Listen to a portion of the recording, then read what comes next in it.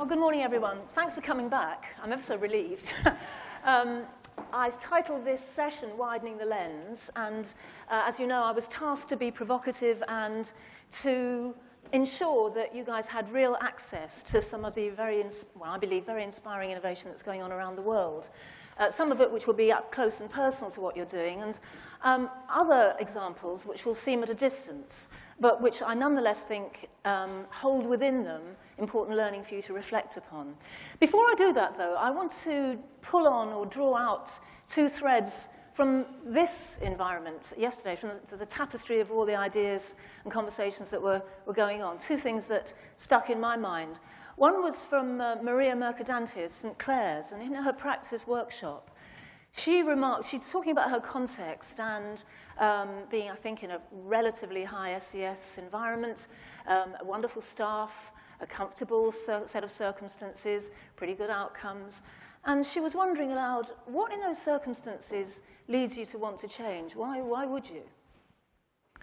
And that may connect with many of the circumstances that you feel your colleagues experience themselves to be in. And it connects, too, with the thread that emerged from Dave and Aaron's piece around, and it's interesting to me that so many of you picked up on that expression. It is unacceptable, that, because it is futile, it is a complete waste of time for even very energetic young staff to say, yeah, we sort of have this feeling we ought to be innovative somehow. It's in a vacuum.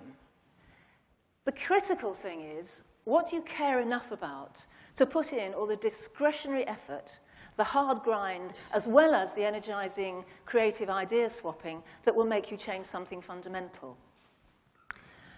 In our sort of worldview of what creates change, we say that there are kind of two pillars for it.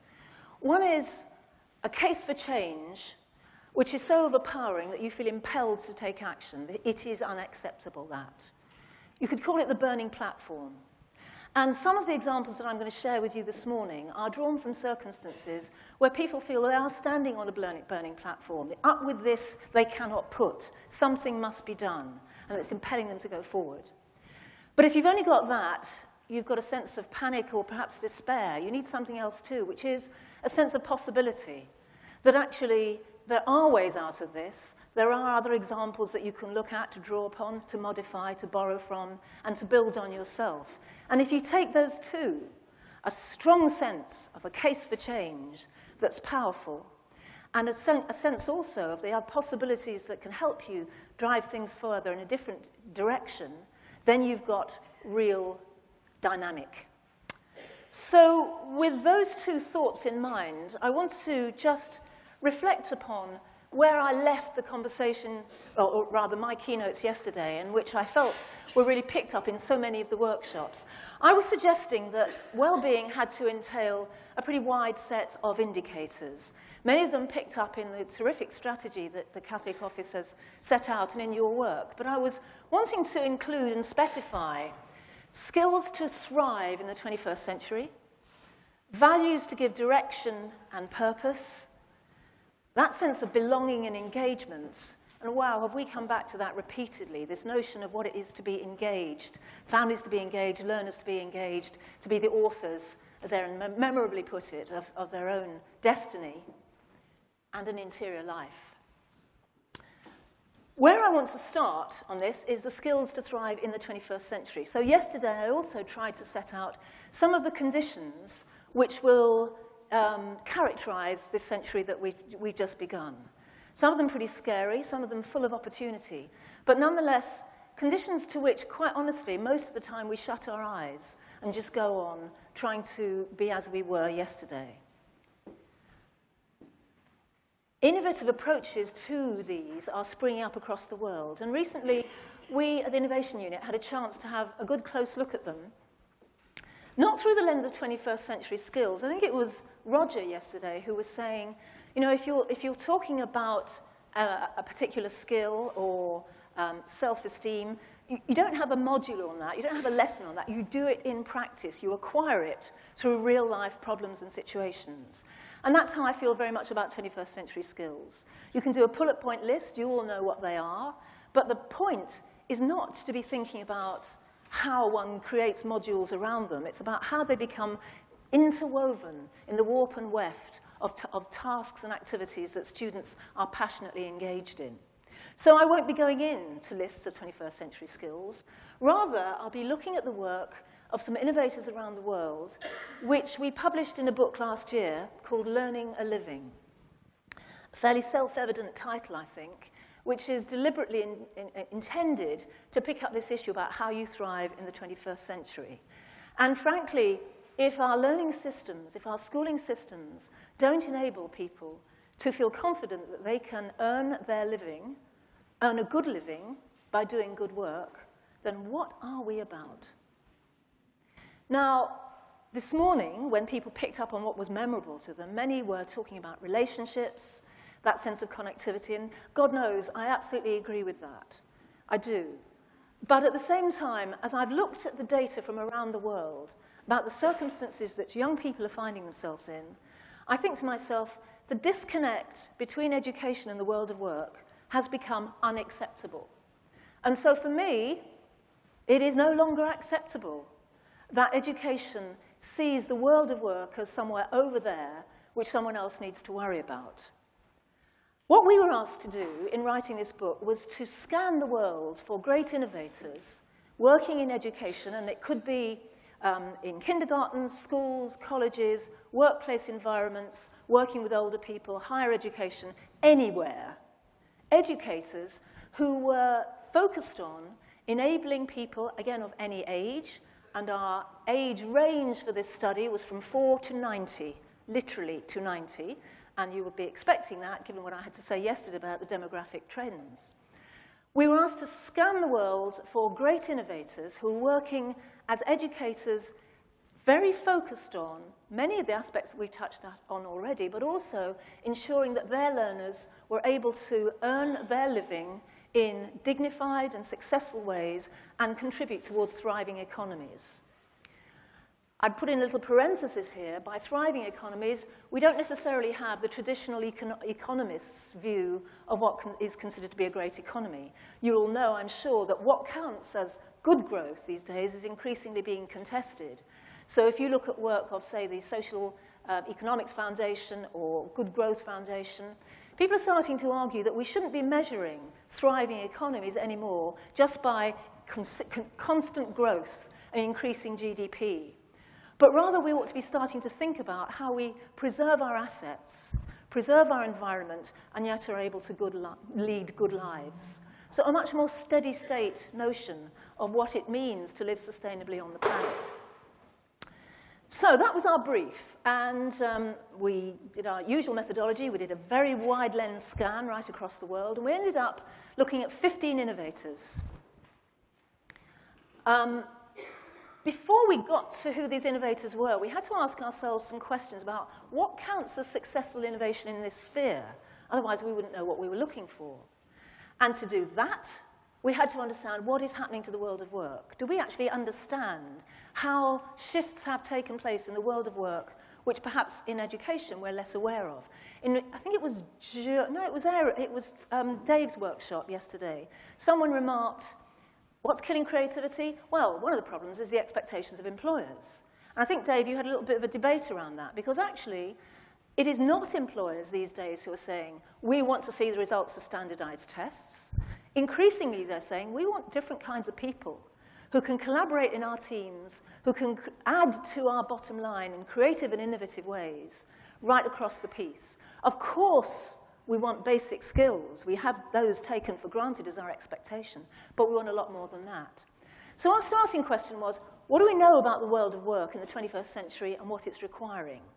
And we asked ourselves what's happening to workforces, what are the characteristics of workforces these days and what do they need? And therefore, how should learning be organized to meet these needs? This used to be quite an unfashionable question. When I was doing my master's degree, I recall there was a kind of sense of pride, maybe you will recognize it, in which we kind of distinguished ourselves from those who were worried about vocationalism or just feeding the corporate machine. You know, our business was to educate and to ensure that young people had kind of higher calling than being worried about the world of work. I'm caricaturing, but not by much.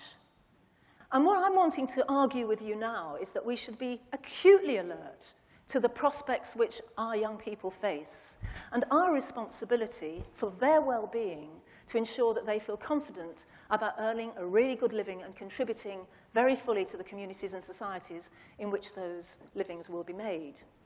So, it's a valid question. How should learning be organized to meet these needs? And as I've said, on every continent, there are innovators rethinking how that might be done. I want to remind you, too, about the demographics.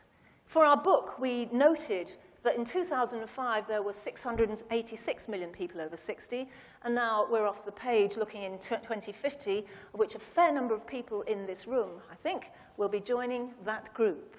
So the demographics of the workforce will be changing immensely, and the need for learning amongst the workforce will be perpetual, constantly repeated. I'm going to continue to remind you of that, because we are not any further educating for a fixed period of life, terminating perhaps around about 23. This is genuinely a lifelong enterprise, and the seeds of it, the identity which enables you to do that, has got to be sown fairly early on. So I talked also about the big factors yesterday. I'm not going to go through it all again. I hope some of it stuck. But out of all of those huge swirling changes in our world, there are some clear losers. And amongst them are young people themselves, of whom worldwide there are 75 million unemployed. I know that Australia certainly hasn't got the worst record in that regard, but these things shift. And however many people of under 25, under 30 who are unemployed, that scar lasts with them. Because data from the International Labour Organization shows that the biggest predictor of unemployment in the future is unemployment in your past. And the experience of being unemployed is deeply scarring too. Any of you who have ever had it will know that. The scourge of unemployment in youth is now affecting societies in southern Europe, perhaps most critically. In Spain, in Greece, you are seeing a veritable diaspora of young people, in Spain particularly, where they have the highest educated population ever, who are now finding nothing being offered to them within that country, and are looking elsewhere across Europe, perhaps particularly in Australia, to find employment. Unemployment of youth was one of the major drivers of the Arab Spring, and I assure you that is not yet over by a very, very long way. So there are societal issues around unemployment for youth, but the personal issues are all personal tragedies. So young people, in terms of what is happening to our economies in flux, are the first casualties. And in the UK, I would add, the situation is absolutely dire, with all kinds of government schemes being dreamed up to look at this. But for me, the key issue is, what is the education service doing about this problem?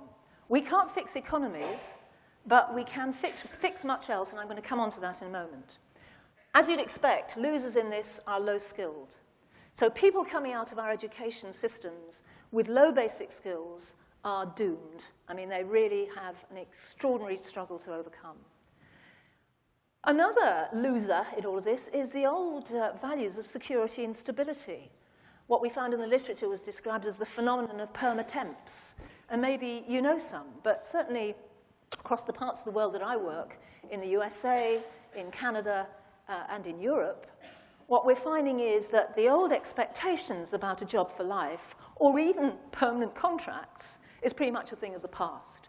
And what people do now is move from short-term contract to short-term contract to short-term contract. And many people would actually say that's not necessarily a bad thing.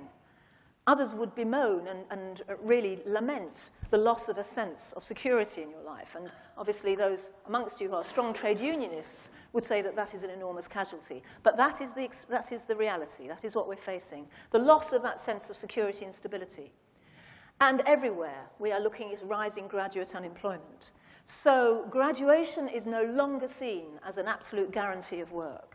It's quite often seen as the gateway through to work, as a kind of necessary opener. But to imagine that it gives you a guarantee of high-paid work is a joke.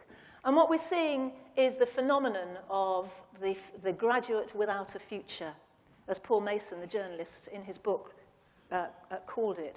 I wonder how many of you know graduates who still don't know what the hell to do with themselves.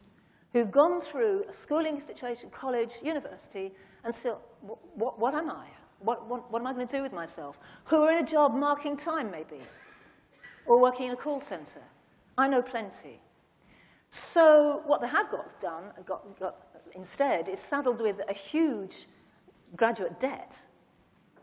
And many people in these circumstances feel that they've been kind of sold a pup, you know? They were told that the way through to ensuring a great job and thriving was graduation, and it is no longer guaranteed to be the case. Yet, we have a paradox. In all of this, employers are unable to recruit workers with the right capabilities. So, whilst in 2020, you had, across the world, 95 million workers, it was alleged, with skills which were too low to have them employed in useful jobs, there was a 40 million shortage of people with the right high-order skills and the right high-level skills. I think that graphic's misleading because there's a little mortarboard there to suggest that what's needed is people with graduate degrees. And actually, that's not right.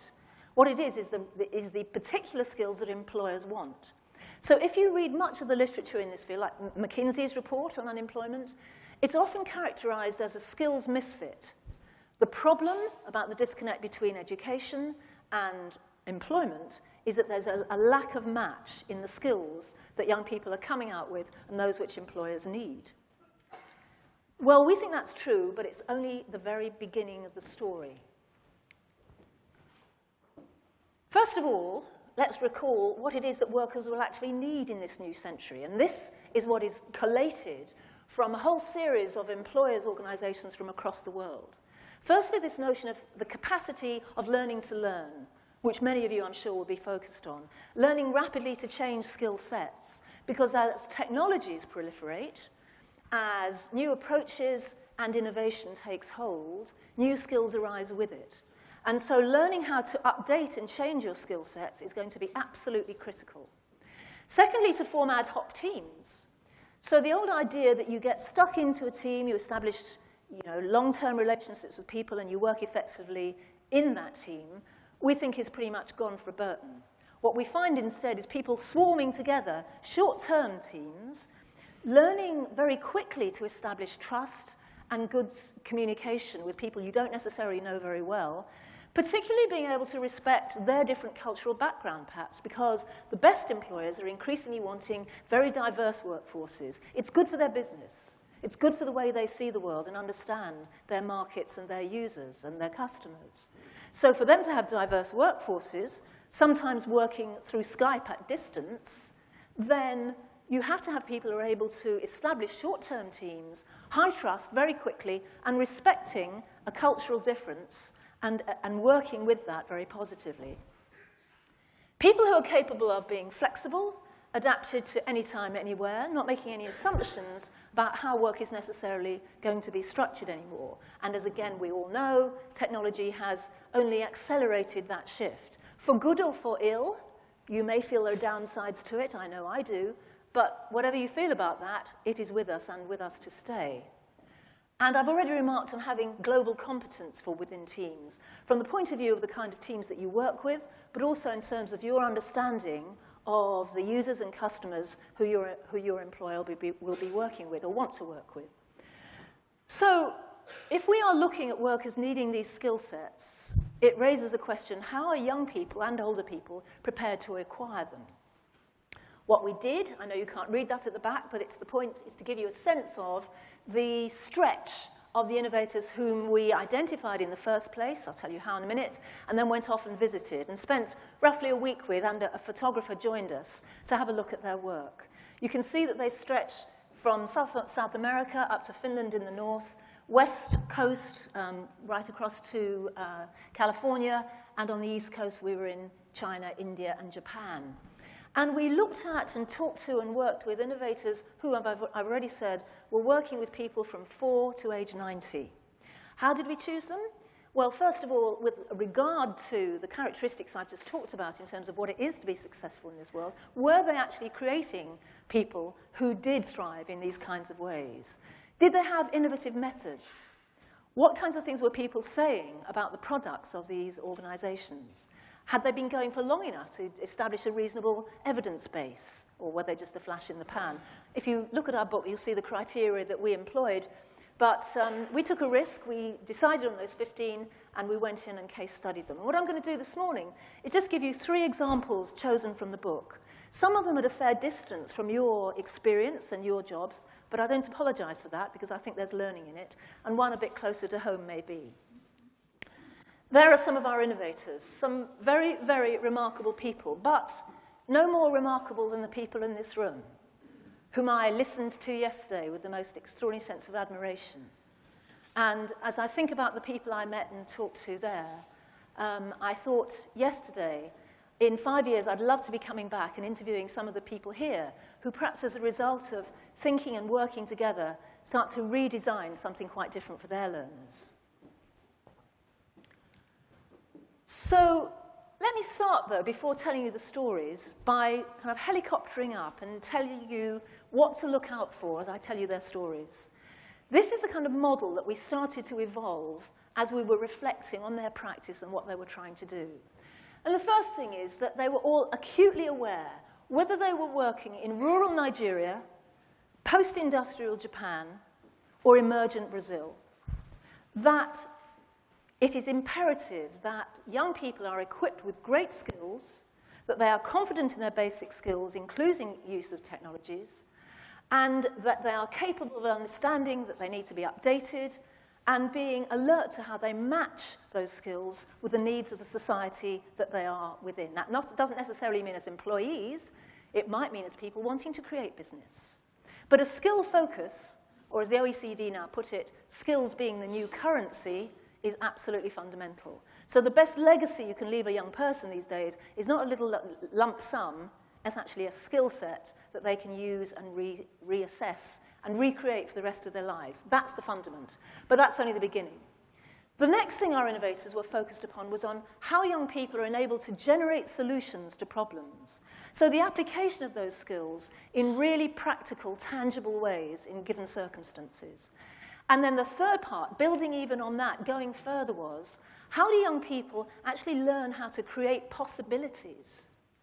Not just deal with the problems that someone else has given them, but actually think about, in this circumstance, I can create a new kind of possibility that no one has thought about before and which will meet needs.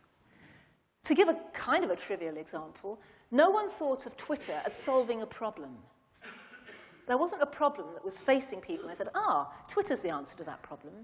They thought about creating possibilities through the utilization of technologies in ways that they didn't quite know where it would lead, and look where it has led. So think about those 3 in turn, and our innovators in different levels were all exploring and indeed enacting them. This top-level shot is of a college in Finland called Omnia. It serves 3 cities, and you see my head at the top there is skills of the new currency. We chose this particular college because it has had extraordinary success in innovating in a whole range of areas, particularly in enabling young people to learn entrepreneurship. But we came to them first and foremost because of their terrific success in the whole field of vocational skills training. Now, if I say that term, vocational skills training, in most countries in the world that I go to, vocational training is seen, frankly, as the option for losers. I don't know if it's true in Australia, but the idea in England, say, that you've got a nice middle-class family, highly aspirational, that a young person would choose a vocational route would be seen as, frankly, second best.